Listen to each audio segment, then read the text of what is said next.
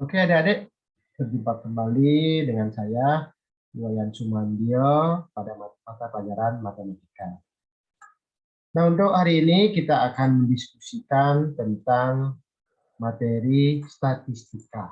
Ya, materi statistika. Oke, langsung saja kita mulai. Langkah yang pertama yang adik-adik lakukan adalah mengisi kolom-kolom yang sudah Bapak sediakan pada peta konsep ini. Ya, pada peta konsep ini silakan adik-adik isi kolomnya sesuai dengan kata kunci yang ada di dalam kotak ini. Nah, ini silakan isi terlebih dahulu sesuai dengan pendapatnya kalian semua. Oke, ya. Nah, setelah kalian mengisi sesuai dengan pendapat kalian, silakan nanti cek kunci jawabannya ada pada modul. Sehingga kalian bisa mengetahui secara langsung bahwa jawaban kalian sudah benar atau masih perlu diluruskan lagi. Jadi jawaban sudah Bapak sediakan di modulnya. Jadi ya, itu langkah yang pertama. Nah, ini gunanya untuk mengetahui kemampuan awal terhadap materi statistika pada pelajaran matematika siswa SMK. Ya. Oke. Nah, yang berikutnya kita juga harus mengetahui apa itu statistik dan apa itu statistika. Nah, ini adalah dua kata yang berbeda. Nah, statistik contohnya adalah data kependudukan dan perekonomian milik Badan Pusat Statistik atau BPS. Yang kedua, data kepemilikan kendaraan bermotor di suatu hotel. Yang ketiga, data belanja dan anggaran milik Hotel Jayakarta. Yang keempat, data kependudukan suatu desa hunian yang didapatkan lewat survei. Dan seterusnya, silakan adik-adik baca sampai kepada poin ke-7 untuk statistik contohnya ya, sudah Bapak berikan. Nah, yang kedua ada statistika. Nah, statistika sendiri ada juga 7 contoh yang sudah Bapak berikan. Contoh yang pertama adalah pengolahan data kependudukan suatu wilayah untuk menentukan piramida penduduk dengan menggunakan analisis cohort demografi. Yang kedua, pengolahan data kependudukan suatu wilayah untuk menentukan transisi demografi. Yang ketiga, prediksi penduduk di masa depan dengan memanfaatkan proyeksi penduduk aritmatik dan seterusnya sampai yang ketujuh. Silakan adik-adik baca ya sampai yang ketujuh. Oke, berdasarkan contoh yang sudah Bapak berikan, pada statistik ada 7 contoh, sedangkan pada statistika juga ada 7 contoh. Adik-adik simpulkan apa yang dimaksud dengan statistik dan apa yang dimaksud dengan statistika. Silakan adik-adik simpulkan sendiri, buat di buku tulisnya. Nah, setelah adik-adik buat sesuai dengan pendapatnya adik-adik sendiri, lalu cocokkan dengan kunci jawaban yang ada pada modul yang sudah ada. Ya, silakan dicek nanti adik-adik ya. Oke, itu untuk statistik dan statistika. Yang berikutnya adalah populasi dan sampel. Nah, di sini Bapak berikan contoh terlebih dahulu. Contoh yang pertama adalah akan diadakan penelitian tentang pengaruh pemakaian bahan pengawet alami pada roti hasil produksi jasa boga siswa SMK yang terdiri atas 15 bungkus, dan sebagai lahan penelitian tadi seorang guru mengambil 4 buah roti. Maka populasinya adalah seluruh roti yaitu 15 jenis dan sampelnya adalah 4 jenis. Sudah jelas di sini dikatakan populasinya adalah 15 sedangkan sampelnya adalah 4. Baik, kita lanjut ke contoh yang kedua. Sebuah restoran menyiapkan makanan bergizi yang dibagikan kepada 50 orang panti jompo. Orang-orang ini diambil secara acak atau random dari 500 orang sehingga hasilnya dapat digunakan untuk mengambil keputusan makanan tersebut bergizi atau tidak. Di sini populasinya adalah keseluruhan yaitu 500 orang panti jompo, sedangkan sampelnya adalah 50 orang. Ya. Oke, contoh yang ketiga. Terdapat 300 orang pengunjung restoran Kuto Beach. Sebanyak 100 orang akan diambil secara acak untuk diteliti. Nah, di sini juga sudah jelas dikatakan populasinya adalah 300 orang pengunjung. Sedangkan sampelnya adalah 100 orang pengunjung yang diteliti. Nah, silakan adik-adik simpulkan apa yang dimaksud dengan populasi dan apa yang dimaksud dengan sampel berdasarkan contoh-contoh yang sudah Bapak berikan. Silakan jawaban adik-adik buat di buku tulisnya adik-adik ya. Nah, setelah kalian membuat simpulan apa yang dimaksud dengan populasi dan sampel, nanti cocokkan dengan kunci jawaban yang ada pada di modulnya adik-adik. Ya. Nah, itu untuk populasi dan sampel. Yang berikutnya, kegunaan statistik. Pada umumnya, statistika digunakan oleh para peneliti untuk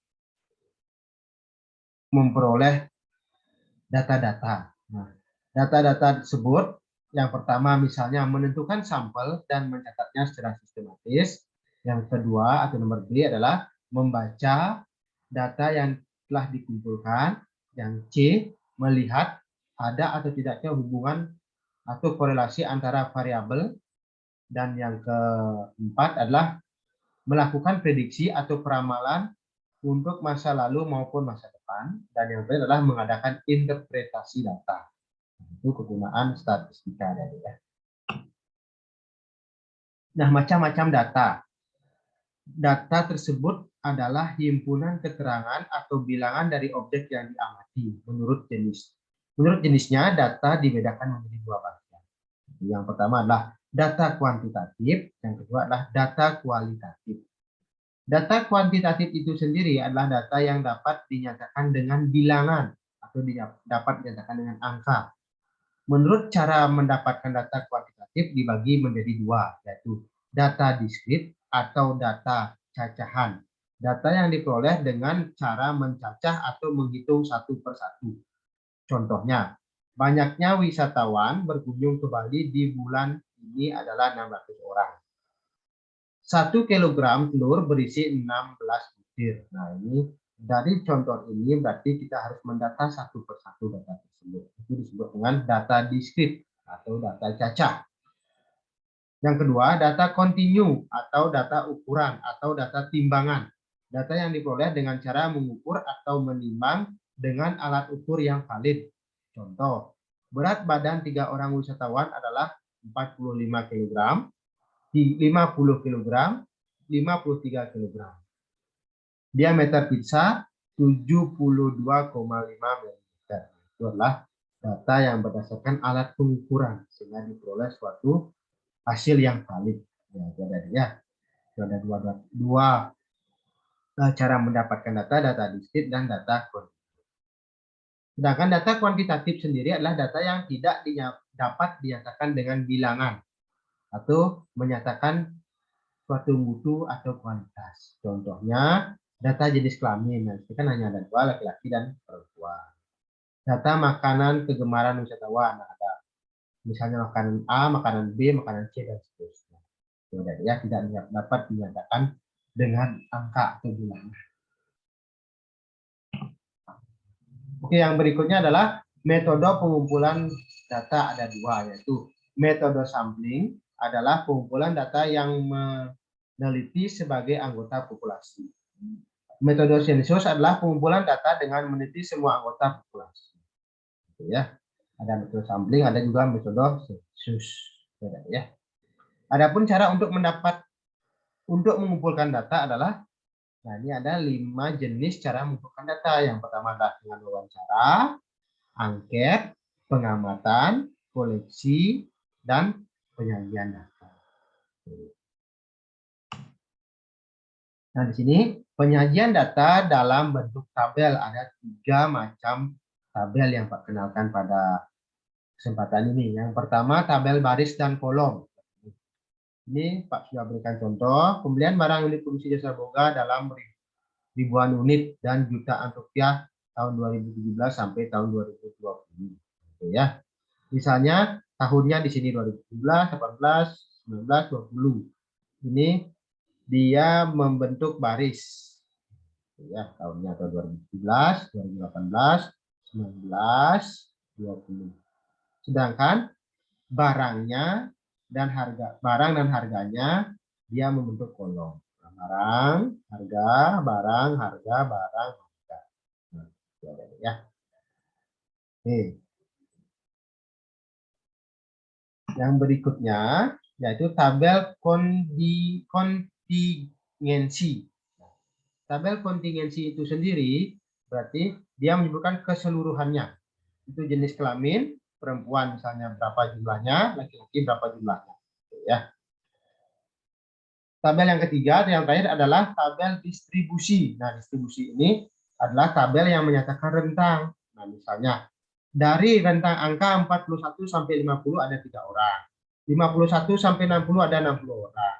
Maaf, 51 sampai 60 ada 5 orang. 61 sampai 70 ada 18 orang dan seterusnya. Jadi ya. Nah, itu tabel yang merupakan distribusi, yaitu menyatakan rentang. Menyatakan rentang dia. Itu merupakan tabel distribusi. Jadi ya. Nah, untuk membuat tabel ini Bapak akan jelaskan nanti pada pokok bahasan berikutnya. Ya, sekian untuk pokok bahasan kali ini. Silakan untuk mengisi mengetahui kemampuan kalian, silakan kerjakan tes formatif yang sudah ada di e-modulnya dan juga sudah lengkap kunci jawabannya ada di sana. Tapi sebelum mengerjakan tes tersebut, sebelum adik-adik melihat kunci jawabannya, silakan dikerjakan sesuai dengan pendapatnya sendiri terlebih dahulu. Ya. Nah, setelah adik-adik bisa mengerjakan, baru cocokkan dengan kunci jawaban. Ya. Belajar mandirinya kalian dapat tercapai secara maksimal. Baik, sekian materi hari ini. Mudah-mudahan adik-adik tetap semangat untuk belajar. Jika ada kekurangan, saya mohon maaf. Sampai jumpa.